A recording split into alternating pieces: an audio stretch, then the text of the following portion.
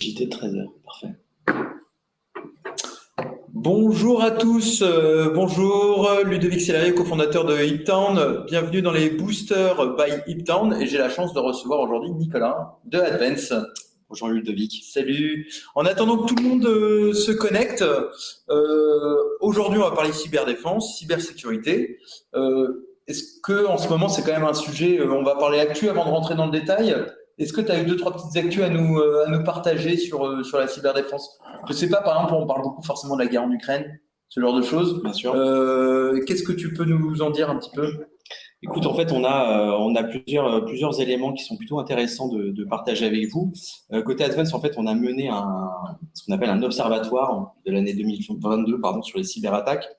Et on s'est aperçu qu'en effet, que le nombre de cyberattaques se sont stabilisés sur l'année 2022 et qu'en effet, le conflit russo-ukrainien a concentré un nombre d'attaques assez fort pour saboter l'ensemble des infrastructures sur l'Europe, notamment sur le réseau des alliés. Donc en gros, il y avait des groupes de cyberattaquants, de hackers qui au départ allaient attaquer des entreprises, des trucs comme ça. Ça, vous travaillez là-dedans.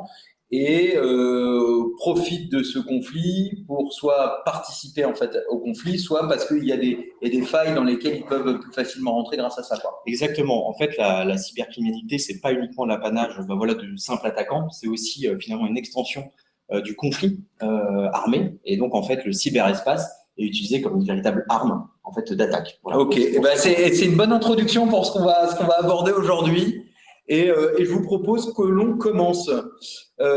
Pour ceux qui nous ont rejoints en cours, bienvenue à tous pour la première édition des Boosters by Hiptown, donc un webinaire mensuel où le but c'est de faire intervenir des experts dans les domaines qui concernent directement la performance de l'entreprise. Et aujourd'hui, on va commencer avec le premier thème qui est la cybersécurité et qui est un sujet qui touche absolument tout le monde. Et ça, on va revoir. Donc, je te représente, Nicolas, donc de la société Advance. Est-ce que tu peux nous dire deux mots un petit peu sur toi et la boîte? Bien sûr. Bon, déjà, bonjour à tous. Je suis ravi d'être ici. Chez Hiptown, je me sens un petit peu comme chez moi. C'est le cas de le dire, chez toi. Exactement. Donc, moi, je suis Nicolas Valverde, en effet, et je suis en charge de l'ensemble des activités cyber pour Advance, qui est ni plus ni moins qu'un pure player français et européen indépendant en termes de cybersécurité. Pure player, c'est en deux mots, c'est qu'on mange, on vit, on dort cyber. On ne fait que ça. Sympa. Voilà. Exactement. Donc en fait, on a cette conviction au sein d'Advance qu'on doit couvrir l'ensemble de la chaîne de valeur de la cybersécurité. C'est pour ça qu'on couvre toutes les expertises en termes de cyber. Et on est ravis de vous avoir en tant que client et en tant que partenaire. Et justement, merci à toi de venir avec tes compétences.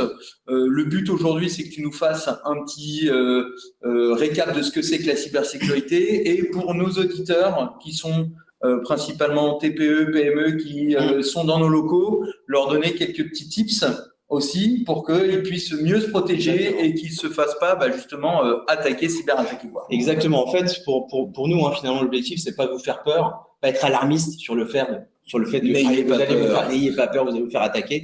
En revanche, c'est d'avoir une vraie prise de conscience, de savoir que la menace est réelle, mais en revanche, vous pouvez actionner rapidement et simplement des tips qui vous permettent d'élever, je dirais, votre niveau de sécurité. Top, super. Et alors toujours en introduction, pardon, je vois que on va avancer. C'est vrai que nous, on a beaucoup de nos clients qui sont petites boîtes, et donc c'est le directeur général qui va gérer, dans notre cas, l'immobilier. Mais parfois aussi, ils n'ont pas forcément de RSSI en interne, ce genre de choses. Donc voilà, il y a beaucoup de choses à faire et je pense que le Pure Player Advance, vous êtes là pour les aider justement là-dessus. Tout à fait. Alors, si on reprend un petit peu le cours, donc aujourd'hui, cybersécurité. Bon, c'est quoi la cybersécurité? Écoute, en fait, aujourd'hui, simplement, on est dans une société aujourd'hui qui se numérise. Le numérique est partout, le digital est vraiment déployé dans l'ensemble de notre vie, qu'elle soit personnelle ou professionnelle. Et donc, aujourd'hui, il est clé de pouvoir sécuriser ses datas, son patrimoine numérique. Et donc, finalement, la cybersécurité, c'est ni plus ni moins qu'une bonne pratique pour se dire, je travaille sereinement dans un environnement numérique et que je peux sécuriser de manière sereine l'ensemble de mes environnements. Nous, on le voit très bien chez Hiptown, on a beau faire un des plus vieux métiers du monde qui est l'immobilier, finalement, on a beaucoup numérisé notre activité et c'est presque notre centre de gravité, en fait, qui est numérique, que ça puisse être la facturation de nos clients, le paiement, les datas même de nos collaborateurs et ainsi de suite. Et c'est un sujet qu'on aborde de façon très sérieuse. Donc, c'est protéger les données et les systèmes d'information des entreprises, des collectivités et voire même des particuliers. Tout, c'est un ensemble. C'est un ensemble. Après, il n'y a pas forcément une démarche mieux qu'une autre. Il faut simplement déjà se poser quelques questions structurantes lorsqu'on veut vraiment enclencher, je dirais, une démarche de cybersécurité. La première, déjà, c'est en fonction de son activité, je dirais, identifier quelles sont les datas, les données les plus sensibles, les plus critiques.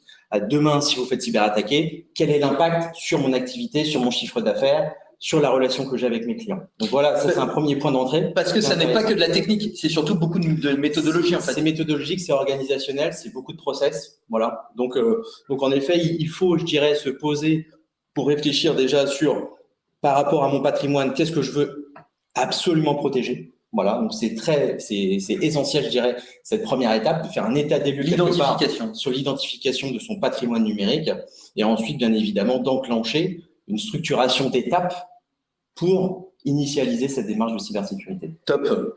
Et super, merci. Alors, je crois qu'après, on passe, suite à la petite définition sur la cyber, est-ce qu'on peut passer la slide suivante, s'il te plaît? Tac, voilà, quelques chiffres quand même, à la fois pour vous faire peur, n'ayez pas peur, mais bon, quand même un petit peu. Il y a quand même, en 2022, 52% des entreprises qui ont été piratées, et seulement 50% de celles-ci ont porté plainte. Ouais, tout à fait. En fait, c'est le Césin, notamment le baromètre du Césin, c'est le club des experts de la cyber qui ont aussi remonté un chiffre qui est intéressant au-delà de toutes ces données, c'est qu'une entreprise française sur deux se fait, en tout cas, à un moment donné, est victime d'une cybercriminalité. Donc, que ça puisse être du phishing, quoi, on va revenir dessus, mais tout type de cyberattaque, quoi. C'est pas forcément de la perte de données ou des trucs comme ça. Exactement. Alors, on va dire en effet que la catégorie la plus répandue aujourd'hui, c'est le ransomware, c'est le rançongiciel. C'est le fait que, voilà, l'attaquant va complètement déployer un virus sur votre réseau et chiffrer l'ensemble de vos datas. Et donc, va vous demander tout simplement de verser. Mais ça, on va faire un focus ensuite. Voilà. Mais globalement, en effet, ce qui est intéressant aussi de noter, c'est que l'Agence nationale de la sécurité des systèmes d'information a remonté une information récemment sur le fait que 35% des attaques qui avaient été identifiées n'étaient pas connues jusqu'à présent. Et oui, parce qu'il y a la problématique de la détection. On peut très bien se faire pirater, mais on n'est même pas au courant, quoi. Il y a les problématiques de la détection, mais il y a aussi le sujet, notamment sur la sophistication des attaques qui changent. En fait, les technologies évoluent très, très vite. Les cyberattaquants sont aussi dotés d'intelligence artificielle, notamment, pour pouvoir concevoir et déployer de manière automatisée et massivement des cyberattaques. Donc, il est clé de pouvoir surveiller en temps réel aussi ces systèmes. Et alors là, on parle très technique, mais alors j'ai pas le chiffre, mais peut-être que tu l'as, mais c'est finalement c'est beaucoup l'humain qui est la porte d'entrée. En fait, on le dit souvent que l'humain est un peu le maillon fort et en même temps le maillon faible. Le maillon fort pour la détection parce qu'il sent qu'il y a un truc bizarre qui se passe dans les habitudes de ses collègues, de ses collabs ou de lui-même, un peu comme la fraude au président, et ça on va y revenir aussi. Mais le maillon faible parce que c'est lui qui va donner de la donnée facilement. Lui qui peut avoir cette négligence, soit c'est une erreur, soit c'est peut-être aussi malveillant, c'est peut-être volontaire aussi. Mais globalement, en effet, l'erreur vient souvent de l'humain. Il suffit de cliquer, de télécharger un formulaire, de remplir des données personnelles pour que ça puisse faire rentrer un cheval de Troie et donc déployer une charge sur l'ensemble du réseau. Donc, il est clé de sensibiliser ses collaborateurs, ses salariés, sur le fait que il y a des bonnes pratiques, il y a une bonne politique de sécurité à avoir dans son entreprise pour éviter tout type d'intrusion. Et c'est pour ça même qu'on parle d'hygiène, en fait. D'hygiène informatique, exactement. Et d'ailleurs, on commence à voir aussi apparaître dans les contrats de travail de formaliser des chartes informatiques qui incluent une hygiène numérique. Notamment, je donne un exemple tout bête, mais le fait d'interdire pour un salarié de télécharger des documents type PDF sur des usages personnels. Voilà. Ok, super. Bon, justement, on avance, on voit que le temps file. Et, allez, maintenant, si on parle un petit peu des menaces, il y a trois types, enfin, les attaquants, les cibles, les moyens. Est-ce que tu peux nous parler un petit peu de ça, s'il te plaît? Ouais, tout à fait. Donc, en termes de menaces, donc, je te le disais un petit peu en introduction, la première menace la plus répandue aujourd'hui, c'est le rançongiciel. C'est clairement ce qu'il y a de plus impactant dans le cadre de l'impact sur l'organisation d'entreprise. Donc la méthode, elle est assez claire. Hein. C'est les attaquants qui déploient des méthodes de chiffrement de votre système d'information. Donc, chiffrement, c'est-à-dire que ma data n'est plus accessible. Elle est plus accessible. Vous ouvrez votre PC, votre serveur, tout est tombé, tout est à plat, et vous recevez un message en demandant une rançon Voilà, donc il y a une clé de chiffrement qui est là et qui permet tout simplement de bloquer votre système. Et la seule moyen pour débloquer, c'est d'avoir une clé de déchiffrement qui est privée et qui permet, voilà, sous condition d'avoir payé une rançon, de pouvoir débloquer vos datas. Et donc là, les solutions, c'est quoi? C'est payer la rançon? Absolument pas. La recommandation de l'ANSSI, nos recommandations, c'est toujours la même, ne jamais payer la rançon. Pourquoi? Tout simplement, déjà, si vous payez la rançon, ça veut dire que vous êtes disposé, voilà, à repayer un jour J. Donc, d'ailleurs, notre observatoire a pu montrer que 33% des entreprises qui avaient été cyberattaquées sont de nouveau cyberattaqués plus tard. Donc, il est important. Parce qu'il y a eu une porte d'entrée, ils sont chez vous et on peut plus rien faire, quoi. C'est ça. Même s'ils nous donnent, la clé de chiffrement. Donc, ne jamais payer la rançon, c'est la première chose à faire. La deuxième chose à faire, c'est de se rapprocher d'un professionnel en cybersécurité pour tout de suite intervenir, pour endiguer la menace, stopper l'attaquant et surtout dégager l'adversaire de votre réseau. Ok. Oui. Hop. Alors, la menace. Ah, pardon, on revient un petit peu. Le phishing. On a vu le ransomware, le phishing. Alors, en effet, ouais. Je crois qu'on est tous assez, je dirais, la cible du phishing à titre perso. Vous avez tous reçu, par exemple, pour votre compte formation, des textos à n'en plus finir, etc. Est-ce que tu peux nous en parler un petit peu? Alors, la menace, je pense que le phishing, tout le monde sait plus ou moins ce que c'est. Mais finalement, qu'est-ce que ça peut impliquer et comment on peut s'en prémunir? Oui, c'est ça. Donc, l'hameçonnage, le phishing, peu importe le terme. Donc, c'est tout simplement, en effet, ces mails frauduleux. Voilà. Donc, vous recevez un mail, que ce soit d'un employeur, d'une administration, d'une entreprise, d'une marque, qui, en effet, vous demande, dans le cadre de ce mail, de remplir un formulaire, de cliquer sur un lien, de transmettre des données à caractère personnel. Donc, c'est vraiment le canal principal. Donc là, ils se font passer pour le compte de quelqu'un. Donc, vérification, par exemple, du mail qui envoie, par exemple, on arrive souvent à détecter si c'est pas impôt.gouv.fr, mais par exemple, redevance-gouv-gmail.com avec des chiffres et des trucs bizarres. Exactement. Alors, sachant qu'aujourd'hui, les attaquants se sont vraiment professionnalisés aussi sur le phishing. Donc, il est de plus en plus difficile de constater que c'est un mail frauduleux. Et d'ailleurs, tu parlais en intro de l'intelligence artificielle, et c'est là où l'intelligence artificielle type ChatGPT peut avoir du sens pour les attaquants, pour générer du contenu, pour se faire passer pour le compte d'eux. Je te parlais de professionnalisation, de rédaction aussi de phishing. Typiquement, ChatGPT peut être un assistant intéressant pour rédiger des mails vraiment spécifiques, adaptés à un secteur d'activité, à une entreprise. Donc, en effet, l'usage de l'IA dans le cadre de définition de campagne phishing est de plus en plus déployé. Comment on s'en prémunit, ça? C'est de la vigilance et de la méthode. C'est un des vrais programmes de sensibilisation en interne dans votre entreprise. Voilà, donc chaque personne est concernée, que ce soit le CEO jusqu'au collaborateur. Donc, il faut vraiment mener, je dirais, une fois par an, une bonne hygiène de sensibilisation. Donc voilà, ça c'est la première chose à faire. Nous avons aussi des campagnes, des plateformes de e-learning sur la sensibilisation. Donc je dirais c'est sensibilisation. C'est le maître mot. Après, en effet, il y a des moyens de se protéger, de se prémunir. Et là, on rentre un peu plus dans le fait d'investir dans des outils, dans des dispositifs de détection, de supervision, de réaction sur ces intrusions, tout à fait. Ok. Et pour ceux, en tout cas, nous, par exemple, on est chez Google, chez Uptown, assez facilement, si on arrive à détecter un phishing, il y a le petit icône spam qui permet de faire remonter que, par exemple, cette adresse mail spam. Et je crois que pour l'ensemble de la communauté des utilisateurs, ça peut automatiquement redistribuer tous ces mails de phishing en spam. Exactement. Voilà, donc ça fait partie des petits tips à avoir, quoi. Exactement. Si tout le monde utilise soit Google, soit Microsoft Office, donc regardez bien les contrats que vous avez avec ces éditeurs, parce que nativement, vous pouvez avoir des composants de sécurité qui sont activables facilement dans vos paramètres. Voilà, je prends typiquement Microsoft Office. On a souvent les bundles, vous savez, de licensing sur du E3, sur du E5. Et ben, vous avez directement la capacité d'activer le MFA. Donc, c'est le fait de pouvoir avoir le multi-facteur authentification, c'est la double authentification. Donc, le fameux SMS ou l'application mobile avec un code pour valider. Tout à fait. Vous avez également Microsoft Defender for Endpoint. C'est le fait de pouvoir également protéger en temps réel vos PC et vos serveurs. Donc, ce sont des agentless qui permettent de remonter, qualifier des incidents de sécurité et également d'actionner, de remédier. Donc, typiquement, je prends un exemple. Mon agent détecte une menace, une intrusion, boum, je bloque tout de suite le PC, le serveur, je peux isoler, mettre en quarantaine. Voilà, donc il y a tout de suite des actions d'automatisation et de remédiation qui sont intéressantes. Donc, regardez bien vos contrats avec ces éditeurs, parce qu'aujourd'hui, nativement, pas mal de composants de sécurité sont proposés. Ok, super. Le phishing, on a fait le tour. On passe à la menace suivante. Allez, c'est parti. Le ransomware, justement, tu en parlais. Donc, c'est le fait de crypter, de chiffrer, de la data et de demander une rançon en échange de ça.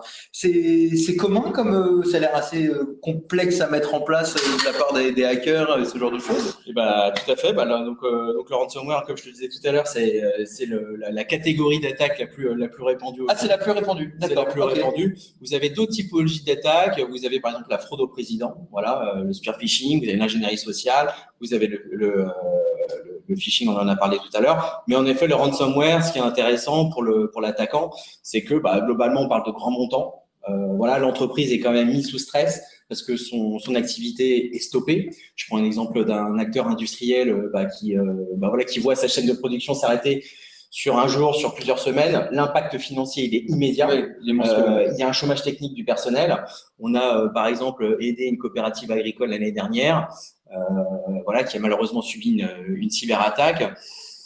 On a constaté que 40 sites de production avaient été impactés, 10 000 personnes avaient été également mises au chômage technique et on s'est aperçu que le rançon était passé par un VPN, une passerelle VPN qui avait été mal sécurisée. Voilà. Et donc, par une simple négligence de configuration d'une passerelle VPN, on met au chômage technique et on arrête une production sur plusieurs jours. Donc, vous imaginez bien les conséquences en termes de pertes financières directes. Donc là, on parle de plusieurs millions d'euros et les impacts sont assez Alors, étonnants. Tu nous disais tout à l'heure, donc une rançon, faut pas la payer, faut faire appel à des professionnels, mais tu nous as pas dit, avant d'avoir le ransomware, comment s'en prémunir? Oui, tout à fait. Donc là, il y a tout simplement des dispositifs de prévention, de détection et de réaction. Alors, chez Advance, mais il peut y avoir d'autres acteurs de la cyber, on propose de mettre en place des dispositifs d'EDR managés, typiquement. Alors, ça veut dire quoi, pardon? Parce que c'est le Endpoint Detection Response. Okay. C'est tout simplement l'agent qui est directement positionné sur votre PC, votre serveur, et qui permet tout simplement de faire de la qualification d'incidents de sécurité, de remonter des faux positifs, de traiter les incidents de cybersécurité. Donc, il scanne un peu toutes les données qui vont passer par l'ordinateur, ce genre de choses, et jusqu'à avoir comment exprimer ça? Un malfonctionnement? Une analyse aussi comportementale de tout type d'événement. D'accord. Donc, il va y avoir ensuite une corrélation qui va être faite par nos équipes d'analystes. Et donc, on va corréler tout ça à travers un dispositif d'alerting et derrière des actions très concrètes pour tout simplement endiguer ces tentatives d'intrusion. Donc, en effet, l'EDR Manager, c'est un point intéressant pour commencer la protection de son patrimoine numérique. Et puis, bien évidemment, derrière, ce qu'on appelle le centre opérationnel de sécurité qui permet d'aller collecter un certain nombre de sources de logs sur votre infrastructure périmétrique, par exemple, que ce soit votre firewall, votre AD, vos proxys, votre messagerie, votre cloud. Donc, l'idée, c'est tout simplement de pouvoir collecter un maximum de data issus de votre SI et de pouvoir derrière traiter l'ensemble des événements qui passent par là. Ok, super. Donc au moins on a la technique, il faut s'adresser à des professionnels parce que si on n'a pas les compétences, en tout cas, ça a l'air assez compliqué. La menace suivante, alors tu en parlais très rapidement, c'est la fraude au président. Ça, je crois que c'est assez connu. Ça se fait pendant les vacances du mois d'août, principalement. Non, mais c'est assez répandu et malheureusement, ça touche beaucoup les TPE, PME. On l'a vu, c'est tout simplement demander finalement de payer typiquement des factures à des fournisseurs, s'adresser en urgence. Ça peut être par exemple un secrétaire ou une secrétaire de direction en disant il faut régler tout de suite le prestataire de service. Malheureusement, ça se fait de plus en plus. Les technologies aussi s'invitent dans cette fraude au président. On voit typiquement tout ce qui est le deepfake. C'était en train de se développer de plus en plus. Donc, on rentre finalement dans cette manipulation aussi, on rentre dans l'ingénierie sociale. Donc, finalement, il y a un biais cognitif dans cette fraude au président. On n'est plus du tout dans la technique, mais on est aussi sur la psychologie humaine. Voilà, donc c'est souvent par téléphone ou par mail, mais on va manipuler son interlocuteur pour l'inciter à rapidement opérer un virus. Donc, c'est bien de se faire passer pour le compte du président et pousser quelqu'un qui a finalement la capacité de faire un virement, donc comme tu disais, une DAF ou un truc comme ça, de pousser, de faire un paiement, ce genre de choses. Et comment s'en prémunir de ça? Alors, il faut un safe word en disant, est-ce que c'est bien lui? Est-ce que c'est bien toi? Tout à fait. Donc là, bien évidemment, après, je dirais que c'est du bon sens aussi. Je pense qu'il y a une politique de sécurité qu'il faut établir dans le cadre de ces process organisationnels. Donc, typiquement, un virement, un paiement, ça se fait pas comme ça. Un KYC, c'est Know Your Customer. Enfin, c'est vraiment connaître quelle est la personne qui est en face. Est-ce que c'est bien ce RIB-là qui est bien attaché à ce compte-là, qui est bien attaché à ce client-là, à cette demande-là. Donc, il y a tout un processus à mettre en place. Exactement, processus à mettre en place jusqu'à le processus de validation auprès de sa direction, de son DAF, hein, si on parle de dessous. Donc, en effet, tout est processé. Donc, ça, il faut bien respecter toutes ces étapes. Donc, là aussi, c'est de la méthode, de la sensibilisation et un peu moins de technique. Tout à fait. Ou sauf pour la validation du paiement avec une double authentification, ce genre de choses. Voilà. Alors après, en effet, on a des quick wins très intéressants comme la double authentification. Il y a également aussi le durcissement de ces mots de passe. Hein, typiquement, ça c'est aussi un sujet intéressant qu'on peut aborder. Et globalement, voilà, il y a toutes ces étapes qu'il faut respecter. Ok, top. Merci beaucoup. Ensuite, on a le fameux. Alors ça, j'ai découvert ça aujourd'hui, le jamais 203. Donc en fait, ça c'est également notre teaser. Notre teaser, en fait, hein, c'est notre cellule d'intervention rapide en cas de cyberattaque. Ce qu'on a aussi observé sur ce jamais 203, c'est qu'aujourd'hui les attaquants veulent rentabiliser au maximum, bien évidemment, leurs attaques. La rançon, heureusement, une grande partie ne paye pas. Mais en revanche, quand on met sous stress sa victime en chiffrant ses datas, en lui faisant de l'exfiltration de données, c'est-à-dire j'aspire vos données et je les mets tout de suite en revente sur des plateformes de brokers spécialisés, en disant attention, si vous ne payez pas, je vais mettre à disposition du grand public vos données. Ça, c'est très important si vous traitez de la donnée personnelle. Et puis, ce qu'on appelle le DDoS, c'est le fait de pouvoir bloquer vos ressources, qu'elles soient informatiques, typiquement votre site web, par des techniques de requêtage multiples qui vont faire tomber vos systèmes. Voilà. Donc, vous vous retrouvez dans une situation d'urgence où tout est bloqué, vous êtes à l'arrêt, et donc ça incite finalement la victime à céder et donc à payer la rançon. Et dans ces cas-là, que faut-il faire? Toujours la question. J'en reviens à ce que j'ai dit tout à l'heure, ne jamais ne payer la rançon. L'exfiltration de données, vous n'y pouvez pas grand-chose dans le sens où une fois que vos données sont en revente sur le dark web, vous n'y pouvez rien. Voilà. Donc, il n'y a pas grand-chose à faire par rapport à ça. Et puis, la partie des doses, là-dessus également, il y a aussi des outils qui permettent de se prémunir par rapport à tout ça. Mais globalement, je dirais en synthèse, il faut initialiser une première démarche de cybersécurité par le fait déjà de se poser des questions fondamentales sur qu'est-ce que je veux absolument protéger dans mon patrimoine numérique. En effet, des quick wins sur le fait de pouvoir déployer rapidement des moyens d'élévation de sécurité. On parlait du mot de passe, on parlait de la mise à jour aussi de ces PC, de ces serveurs, de ces OS. On parlait du MFA. Voilà, il y a des quick wins très simples. Parce que la mise à jour, finalement, ça permet de remettre, c'est le cas de le dire, à jour la défense vis-à-vis des attaques. Aujourd'hui, on observe une multitude de vulnérabilités aujourd'hui dans les systèmes, que ce soit un Windows ou un macOS. Toutes les semaines, il y a des correctifs sur ces vulnérabilités. Je parle de vulnérabilités de cybersécurité. Et donc, il est essentiel de pouvoir faire de la veille sur ces vulnérabilités et de ce qu'on appelle patcher, faire du patch management, donc apporter des correctifs sur ces vulnérabilités. Voilà. D'accord. Donc, la mise à jour, elle est essentielle. Quand on vous demande de faire une mise à jour de votre PC, c'est pas simplement… C'est pénible. Ça arrive souvent au mauvais moment. Mais il faut bien respecter ça et bien l'accepter parce que ça permet d'élever son niveau de sécurité. Toujours dans les bonnes pratiques, on avait noté donc mon activité, mes risques, cyberchampion, sensibilisation et sécu by design. Est-ce que tu peux nous en parler? Qu'est-ce qu'il y a derrière? Alors, en fait, déjà, tout dépend en fonction de sa taille d'entreprise. On le disait tout à l'heure, déjà, il faut se poser des questions fortement sur son patrimoine numérique. Qu'est-ce que je veux absolument protéger? Ensuite, en effet, quand on commence à scaler, quand on est plus de 100 personnes, je pense qu'il est intéressant aussi d'avoir un référent sécurité, quelqu'un qui ait cette appétence sur le sujet et qui puisse faire de la veille, télécharger typiquement des rapports de l'ANSSI sur les rapports de la menace, échanger aussi avec ses pairs, avec ce qu'on appelle des RSSI, avec d'autres entreprises, participer aussi à des conférences, bref, vraiment s'informer et se cultiver autour de la cybermenace. Donc, avoir un référent cyber, c'est important. La sensibilisation, on en a parlé tout à l'heure, mais ça concerne tous et il faut le faire régulièrement dans le temps. On ne s'occupe pas de la cybersécurité une fois qu'on s'est fait cyberattaquer. Il faut en faire un petit peu tous les jours. Et la sensibilisation, il y a une super approche aussi, un petit peu ludique aussi. Ça peut donner aussi envie aux collaborateurs de s'y intéresser. Le Sécu by Design, ça s'intéresse un peu plus sur des entreprises typiquement de la tech qui développent des produits logiciels. Dès la phase de conception de son produit, il est intéressant d'amener le sujet de la sécu dans la conception de son application mobile, par exemple. typiquement, je traite de la donnée personnelle. Le RGPD est un cadre légal très important. Et donc, il est important d'intégrer le sujet dès le début, dans la conception. dès la phase de conception. Tout à fait. Et donc, il y a des référentiels à suivre, comme le WASP, sur le référentiel de sécurité. Et il y en a bien d'autres. Ok, super. Les bonnes pratiques, donc ça on les a. Et ensuite, les quick wins. Alors, on en a déjà un petit peu parlé, mais c'est important pour ceux qui nous regardent. Là, cet après-midi, qu'est-ce qu'il faut qu'ils mettent en place pour se protéger? Typiquement, je te parlais tout à l'heure des mises à jour. Okay, donc tout le monde clique sur sa mise à jour. Là. Mise à jour de vos OS, allez-y, faites-vous plaisir, il faut le faire. Les mots de passe, clairement, si vous avez cette flemme, ou en tout cas cette difficulté à générer régulièrement, à changer vos mots de passe, faites appel aussi à un générateur de mots de passe. Voilà, c'est des solutions sur le marché qui existent.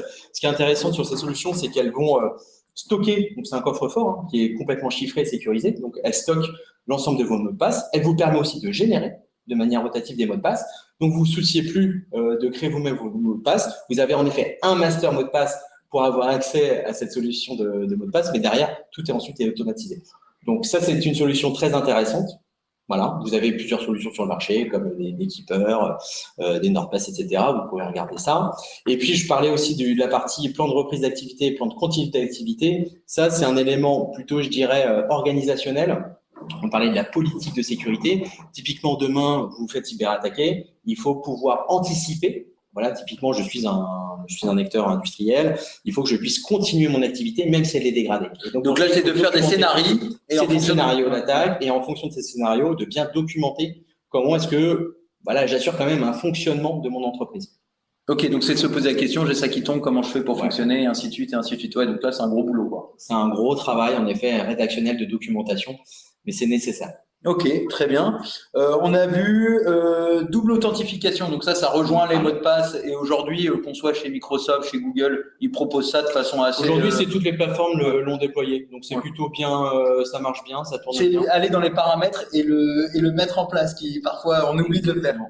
VPN. Ouais, alors le VPN, en fait, on a aussi observé que notre CERT, donc notre cellule d'intervention rapide, sur les 22 interventions qu'elle a pu faire en 2022, 17 ont été liées à une compromission d'un compte fournisseur. Tout simplement parce qu'une passerelle VPN avait été mal configurée. Alors le VPN, c'est top.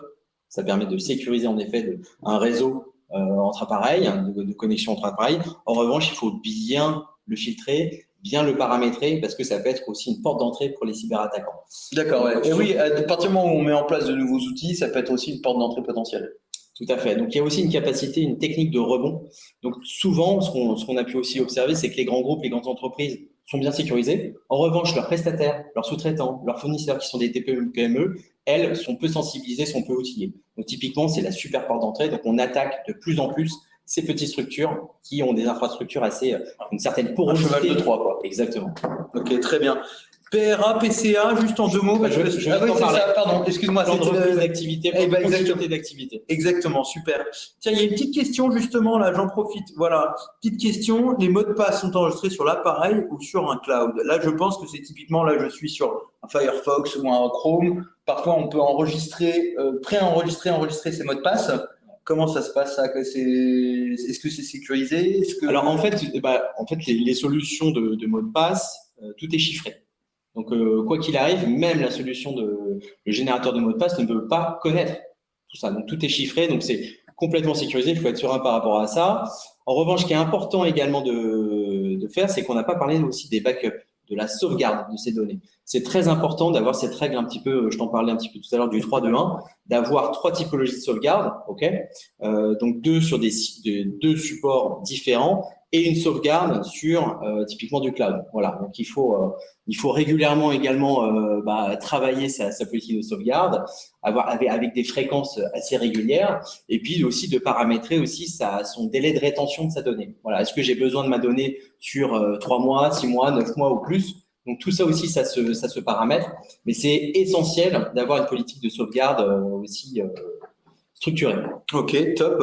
Est-ce qu'il y a d'autres questions? N'hésitez pas dans le chat. Vous pouvez poser des questions. Je crois qu'aussi, on vous a envoyé un petit sondage. Donc, n'hésitez pas à répondre. Ça nous intéressera. Top.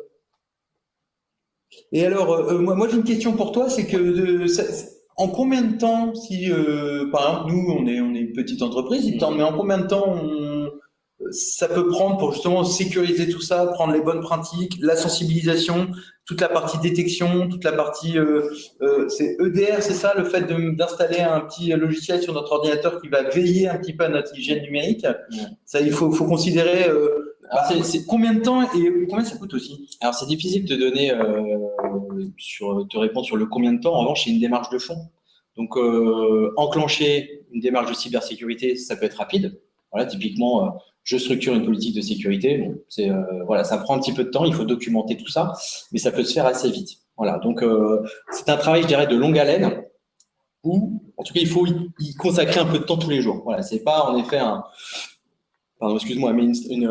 sujet que l'on adresse une fois dans l'année, mais c'est vraiment une structure de fond. Voilà. Donc, en termes d'hygiène, on en revient là-dessus.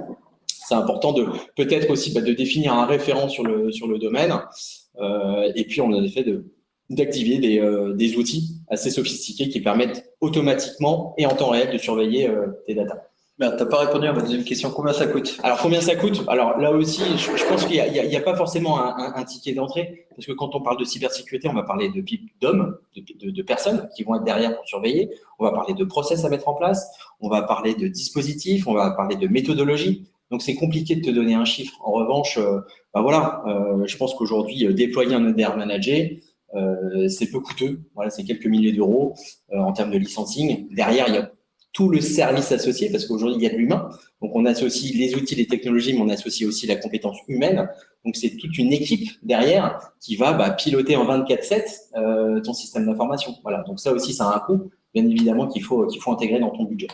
Et ok, super. Alors, attends, en cas de ransomware, si on recourt à une sauvegarde ancienne, exemple 7 jours en amont, comment assure-t-on que les sauvegardes sont bien nettoyées, donc sans risquer que le processus de cryptage ne s'applique pas aussitôt à ces données sauvegardées? Question technique, là. Ah là, ouais.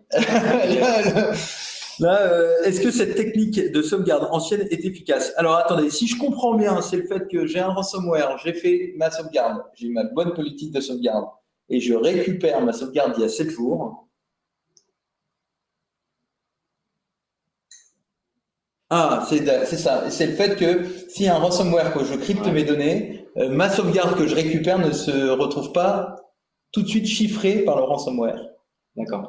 Bon, alors là-dessus, je pense que c'est un sujet un peu technique. Je préfère pas répondre comme ça de but en blanc. Oui, non, on n'est jamais sûr. On n'est jamais sûr. Le risque zéro n'existe pas. Et d'où la sauvegarde qui peut être surtout, et ça c'est important, sur des disques offline. C'est ça. Il faut avoir une sauvegarde offline. Voilà. Si demain, mon PC, mon data center subit un incendie, il faut avoir une sauvegarde hors site. Voilà. Parce qu'à partir du moment où c'est offline, j'ai envie de dire, c'est off de toute cyberattaque. Tout à fait. Voilà. Donc je récupère quoi qu'il arrive, mais dans un bon coffre-fort avec une serrure bien physique. Tout à fait.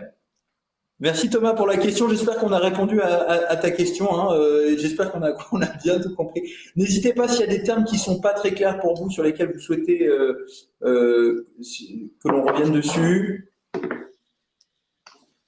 En termes d'actu, est-ce que tu as des choses à nous partager un petit peu est-ce que, je sais pas moi, typiquement, il y a des failles en ce moment qui sont assez connues, qui touchent beaucoup de monde. Là, on parlait, tu vois, par exemple, c'est la saison des impôts en ce moment. Il y a probablement pas mal de phishing là-dessus. Ouais. Il y a une certaine saisonnalité peut-être aussi dans les cyberattaques. Non, aujourd'hui, les cyberattaques, c'est en continu. Je pense que c'est tellement un business qui est juteux. Il faut vraiment avoir conscience qu'aujourd'hui, c'est un métier qui se professionnalise. Il y a même aujourd'hui ce qu'on appelle des opérateurs de ransom as a service. Donc, il suffit d'aller se connecter sur des plateformes de brokers, sur le dark web. Vous pouvez acheter des ransomware. Vous avez même un support technique. On vous met à disposition des infrastructures, des serveurs, des commandes de contrôle. Donc, c'est très facile et très rapide de pouvoir déployer des malwares sur ces cibles. Donc, c'est un business, c'est une mafia qui est ultra bien organisée. Donc, il y a un volume qui est plutôt exponentiel. Donc, au contraire, il n'y a pas de saisonnalité, c'est tout le temps. En revanche, la taxe, elle, se fait plutôt en soirée et le week-end. Voilà, c'est pas pendant les heures ouvrées que vous allez recevoir un ransomware. C'est souvent le vendredi à minuit ou le quand il n'y a plus personne au bureau. Exactement. Et justement, c'est intéressant là parce que tu parles du cyberespace. donc c'est complètement virtuel. Hein. Il y a plus de méchants, plus de gentils dans le cyberespace. Moi, on a l'impression que tout le monde est méchant. Non, ce qui est important de noter dans le cyberespace, c'est que c'est pas uniquement l'apanage, en effet, des cybercriminels. C'est aussi une extension, je te dis tout à l'heure, des conflits armés. Et donc, on voit des groupements d'attaquants, on appelle souvent les APT, qui sont issus plutôt, qui sont étroitement liés aux affaires de l'État en question. Donc, souvent, on a des groupements d'attaquants issus de Russie, de Chine, de Corée du Nord, d'Afrique du Nord. Bref, on identifie aussi des schémas d'attaque, des techniques d'attaque. Donc, on peut remonter un petit peu, comprendre les techniques qu'ils emploient, les tactiques aussi employées par rapport à tout ça. Mais aujourd'hui, en effet, ces groupements d'attaque ensuite se spécialisent en fonction des typologies de ce qu'ils veulent faire. Typiquement, on a l'APT 41, me semble-t-il, côté chinois, qui est spécialisé sur l'espionnage industriel. Voilà, on a aussi constaté sur 2022 un accroissement fort de l'espionnage industriel, et donc auprès de nos acteurs de la défense, de l'aérospatiale, de l'énergie, notamment, avec des tentatives d'extorsion de données industrielles. Donc voilà, ça c'est des choses qu'on a. On est bien d'accord que dans le terme de la cybersécurité, là tu parles d'attaquants, le but c'est de se protéger, mais pas forcément de contre-attaquer. Absolument. Parce que c'est interdit. Ou parce que t'as pas le droit de le dire. Non, mais c'est déjà se protéger. Oui. Je pense que dans la société digitale dans laquelle on évolue, c'est important de travailler sereinement. Voilà, d'être aussi en interaction avec les clients de manière sereine. Je pense qu'aujourd'hui, quand on est aussi une jeune entreprise et qu'on veut commercialiser son produit, par exemple logiciel, on veut que celui-ci soit sécurisé, connecté, accessible. Donc, c'est important de travailler l'asset de la sécurité. Voilà. Donc, ça, c'est un bien. Je dirais que la sécurité, c'est un bien commun. Il faut pouvoir le préserver pour que la société du numérique tourne convenablement. Alors, je vois que le temps file. Il y avait une autre demande de Thomas qui continue toujours sur la partie sauvegarde offline. Ne risque-t-il pas d'être lui-même infecté? Si c'est offline, comment A priori, non, il n'y a pas de risque. A priori, il n'y a pas de risque. Non, sauf si la personne récupère votre support offline. Ok, donc ça c'est top. Et donc là, pour le coup, il peut pas venir de l'autre bout du monde, il faut qu'il vienne se déplacer. et ça c'est plus compliqué. C'est ça. Ça c'est plus compliqué. On va terminer un petit peu avec une question de prospective. Comment tu vois, comment ça va se passer la cyberdéfense, la cybersécurité de façon générale dans le monde pro? C'est quoi l'avenir là-dessus? Comment se protéger? Quelles vont être les nouvelles attaques un petit peu? Est-ce que tu peux nous en parler un petit peu de ta vision du marché? Ouais. Écoute, en tout cas, nous, côté Advance, là où on investit beaucoup, bien évidemment, c'est l'intelligence artificielle. C'est un sujet sur lequel aujourd'hui, nous avons nous-mêmes d'ailleurs au sein de notre structure tout un pool de data scientists qui permettent de faire évoluer toutes nos techniques d'analyse comportementale. On a aussi d'ailleurs même conçu des algorithmes, des bibliothèques de scénarios de use case qui nous permettent d'automatiser également le traitement, l'analyse niveau 1 des incidents de cybersécurité. D'ailleurs, on a cette data qui est de dire que 30% des incidents de cybersécurité sont aujourd'hui remontés par notre IA. Ça va être un élément qui va s'accroître dans le temps parce que tout simplement l'IA, c'est une force mais c'est aussi une menace. Donc, on va assister à un accroissement, à un volume fort en termes de cyberattaques à travers l'usage de l'intelligence artificielle. Donc, ça va être important, nous, d'investir énormément sur cet asset pour protéger un maximum d'entreprises, d'institutions et de pouvoir aussi former nos collaborateurs à le bon usage de l'intelligence artificielle. De ce que j'entends, c'est que l'avenir, potentiellement, aujourd'hui, le cyberespace, ça reste des hommes contre des hommes. Demain, ça va être des intelligences artificielles contre des intelligences artificielles.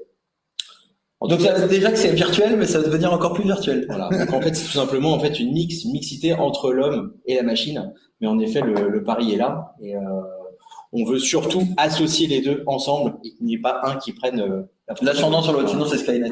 Et là, c'est la fin. C'est la fin. On va s'arrêter là. Merci beaucoup Nicolas d'avoir pu nous expliquer tout ça. N'hésitez pas si vous voulez en savoir plus sur Advent, sur leur métier, si vous avez besoin de vous faire accompagner parce que justement vous posez des questions sur votre cybersécurité et vous n'avez pas mis les bonnes pratiques en place, la bonne méthode et les bons outils de détection entre autres. N'hésitez pas. On vous met actuellement sur l'écran comment les contacter, comment contacter directement Nicolas si vous le souhaitez. Et vous savoir plus sur nous, bien sûr, mais vous nous connaissez déjà pour la plupart. Et bien sûr, ce qui est important, ça va être la suite. La suite, puisque c'est le premier, mais le premier d'une longue série de webinars qui est là pour essayer de vous donner des bons tips avec les bons professionnels pour augmenter et performer plus dans votre entreprise. La prochaine, ça sera le 21 pour la e-réputation.